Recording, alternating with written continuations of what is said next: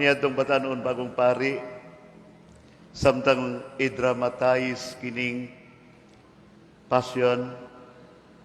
Ang mga tao, akong hangyoon, palihog-piyong nga inyong mga mata, and then picture in your minds the movements, the events, and imagine the feelings, the hatred, the humility, kanang pagpaubos, ang garbo, ang kasina. No? And so, ikaw na ay magbantay, kaya mo buka ang mata, silutan. No? So they all close their eyes, and then we begin the drama. Halfway through the Passion of the Lord, di anay nanikma og sipon. Amot gisipon bigod to. Og ako nakita, di anay nang hilak.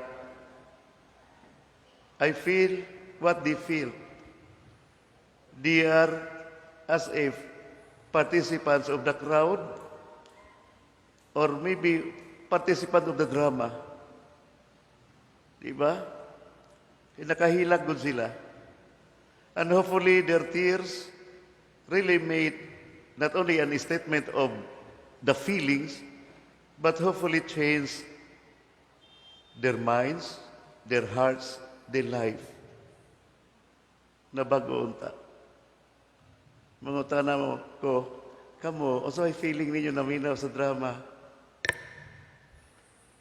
Mingon ang narrator, mingon si Pilato.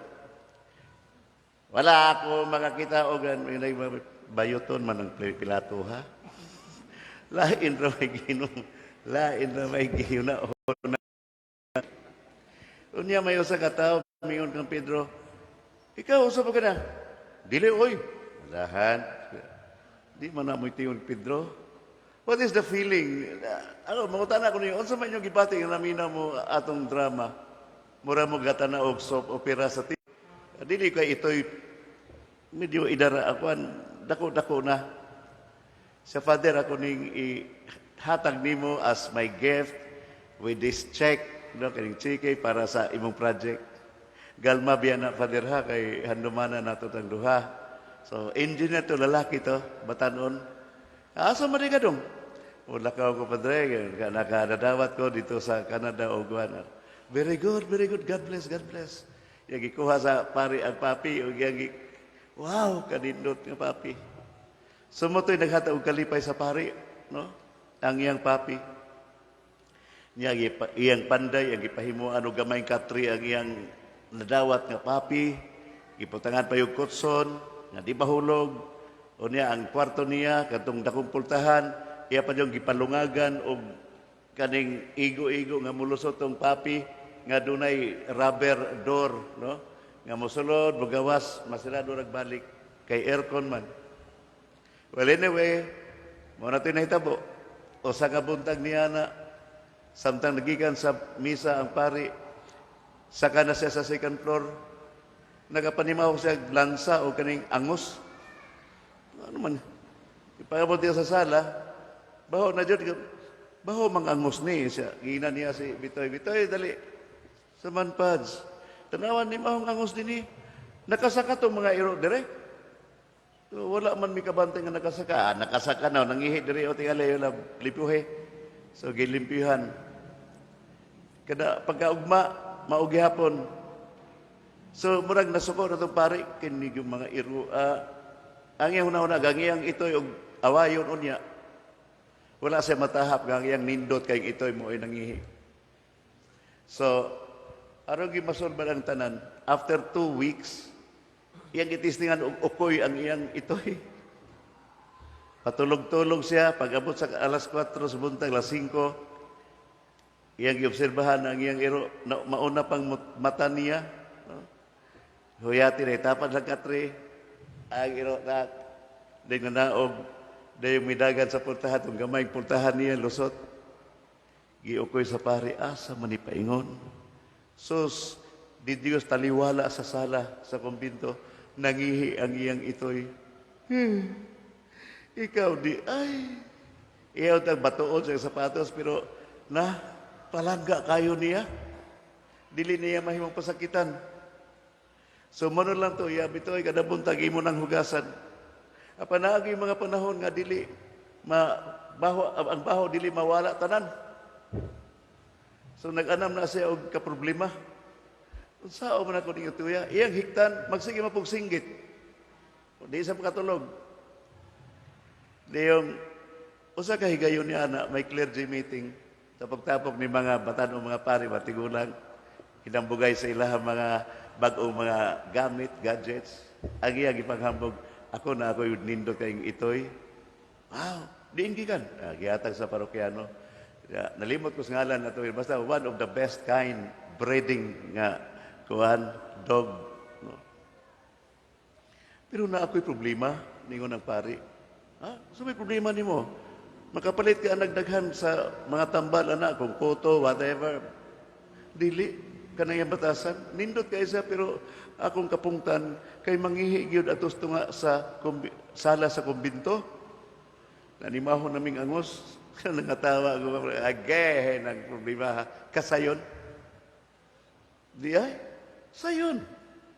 Kung saan nabi, muna buhata, inigawas na sa kwarto, okya dayon siya, dayon human, humag pangihi, tuk-a dayon iyang liog, imod-mod ang naong sa iyang ihi, ang ilong, dayon human, padol kas bintana. Sa madahag takyanon, mapiang, dili na mapiang, matagam, di na nang pusob. Di ba to?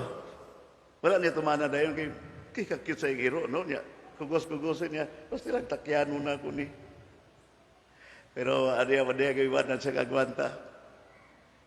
Mata na iyang ito, iyang gisundan. Nangihi.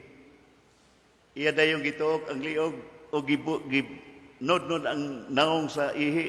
May ato sa bintana, o gitakyan. Ayaw na kusma, ha? Ang giro, oik, oik. Hulog. Murang matay. Sa namatay, dagat sa bintana, tanaw niya. Wala man. Pagdingin niya, ito anak, ito ay nidoon na niya, anak-anak, marong dalipay ba? Say, salamat, kasabot ni. No? Pagkasunod ugma, humanyag misa, na mapuihi sa tunga. Wala di kasabot ni ito ya. Kinala pa yung usban. So, yan na po giukoy. Iyagya po gituok. Iyagya po ginudod ang naong sa ihi niya. O may padol sa bintana o yung gitakyan. Ay nalagig pangihi diri. Ek. Hanton nga katulog, kaupat. Maurag yun. Naluoy na lang sa sairo.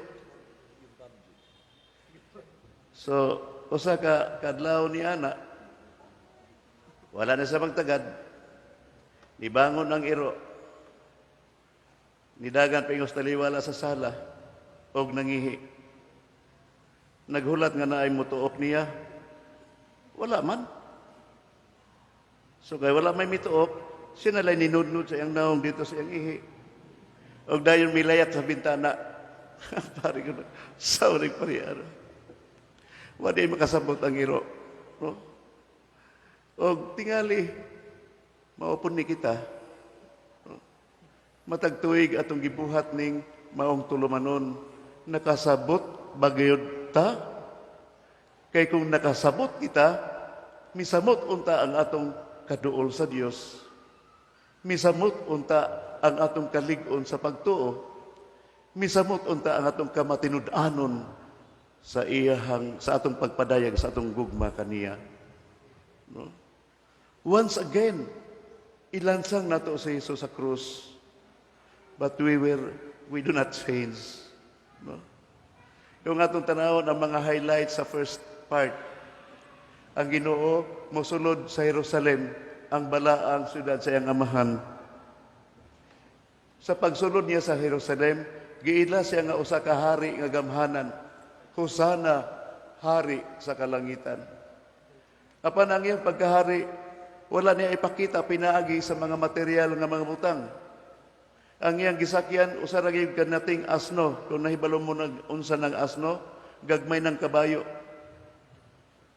Ang iya ganing muntura dili bulawan nga lingkuranan sa buko-buko sa dakong kabayo. Kung dili makupo ra in taon gisiun gikan sa iyang mga tinunan. Ang mga diha sa daplin sa dalan dili mga sundalo nga nagdalag bangkaw og mga espada aron pagbantay kaniya. Sama sa mga hari kung makurunahan isuroy sa tibok syudad nga naa ang mga tangke de gera og mga armas di fuego. Simple lang. Gibakbak sa mga tao ang ilang mga kupo og sinina sa dalan ngayang agyan, ang mga yanong nga mga tao. Ang uban kay wala may ikabutang, namutol na lang sila og kahoy, simbolo sa ilang pag-welcome sa Ginoo.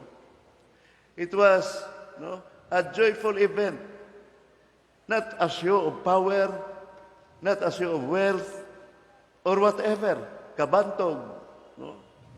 Ang ipakita sa Ginoo alang kanato, makasulod kita sa balaang Jerusalem, pinaagi sa yano nga kinabuhi. Kumusta man ta? Dinis kalibutan. Nag-away ta, nagkumpetensya ta, nagtinukloday, nagpatay, aron maangkon ang bahandi nga mahanaw. Ang pagsulod sa langit, o ang pagsulod ni Jesus sa Jerusalem, dili kinahanglang magdala ta og bantal-bantal nga mga kwarta, sako-sako nga bulawan, og pagtahod sa mga tao. Ang gipangayo sa Ginoo maura ang yano, matinud-anon, lig-on nga pagsalig kaniya. O ang Jerusalem, dili katong sa syudad sa Israel. Ang Ginoo sa iyang pagsulod, sa atong pagsaulog ni ining bindita sa lukay, sipa kayo ang iyang tawag, sunod kamo kanako. Og ako usab musunod sa inyong kasing-kasing kay mao man na ang balaan nga gingharian sa Dios. Mao bitong gitagaan ta og 40 ka adlaw nga pagpuasa, pagampo, aron unta matkuhaan ang kabulingon og ang mga donot nga mga butang sa kasing-kasing og makakaplag ang Dios og trono nga iyang kalingkuran diha sa sunod sa atong kinabuhi. Do we really have it? Did we really do our part to clean something or part of our hearts sa kinabuhi aron makasunod ang Ginoo?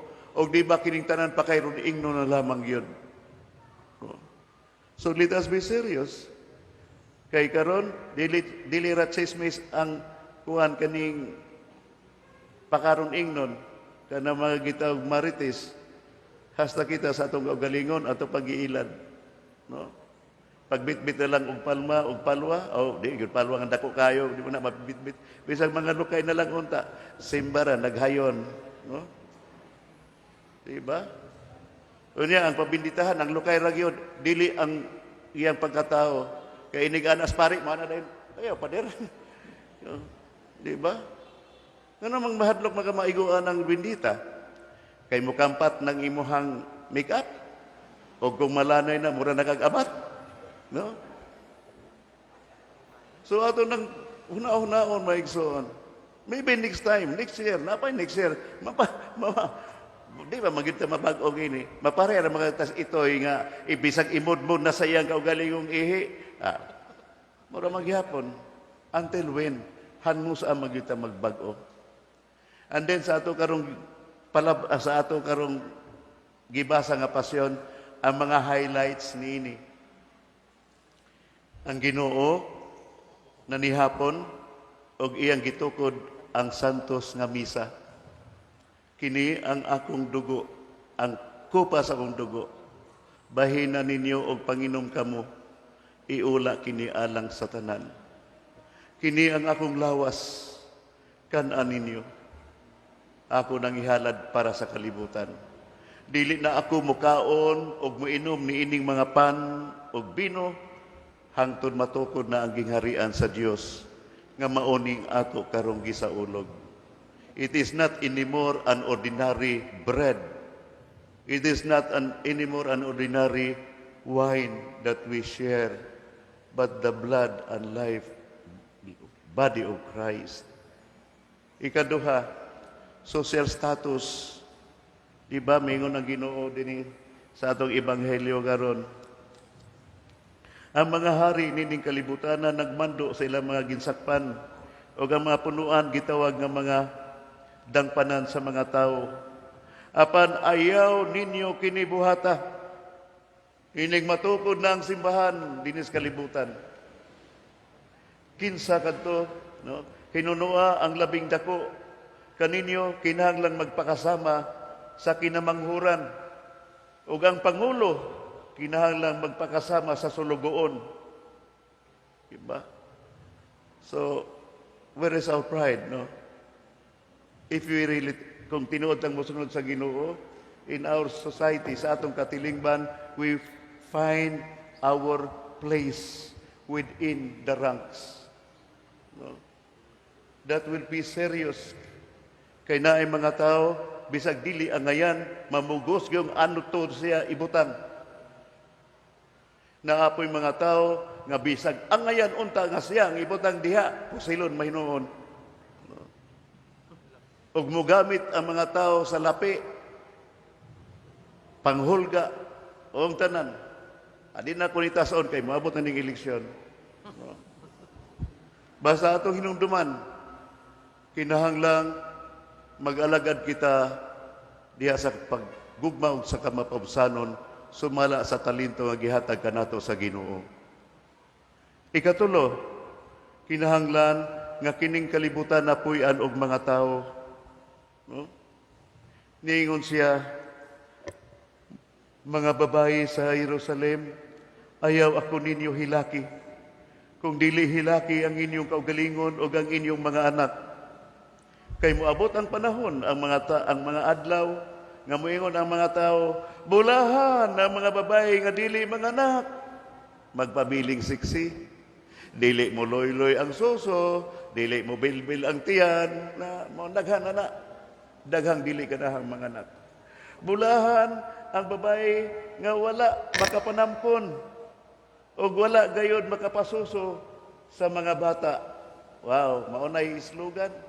So kad panas 1970s, panahon pa ni Marcos, nanggawas ang lain-laing paagi sa pag-abort, sa pag-maintain nga dili manablos ang mga kababahian. Lunhaw paunta sila, apan wala na nila gamita ang sagrado nga kinaiyahan aron musanay ang mga tao sa kalibutan. No? Karon, mas grabe na gyud, no? Kada bang freedom of abortion, no? Legality of kanang panamastamas sa mga bata sa sabakan aron lang ma-maintain ang kasiksi, and then sex is for pleasure na lang, no more responsibility.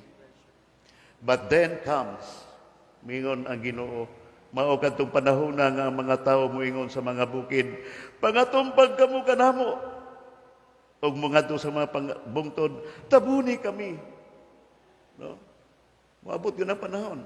Tanawa ng mga nasod, mga dumog Canada, sige na silang panangpit o mga Pilipino o Asians, aron mupuyo silang yuta. Wala na tao dito. Wala na po'y makatrabaho. Mga dumog Singapore, makita ang mga magbata. Kung mga dumog Singapore, magtiayo na, o niya, mahibawan mong nabdos ka, lipay kayo ang government sa Singapore. Ipapuyon na yung maglami kayo nga puyanan, libre ang tanan, hantun nga mga anak ka, o ang imong anak himuong Singaporean citizen. Nagkawala na. Unya ang tao karon ang naa sa tag-as nga posisyon sa kalibutan, mao'y tumong nila nga gubaon ang mga nasod nga kusog mga anak sama nato dinis Pilipinas o sa ubang pang mga nasod.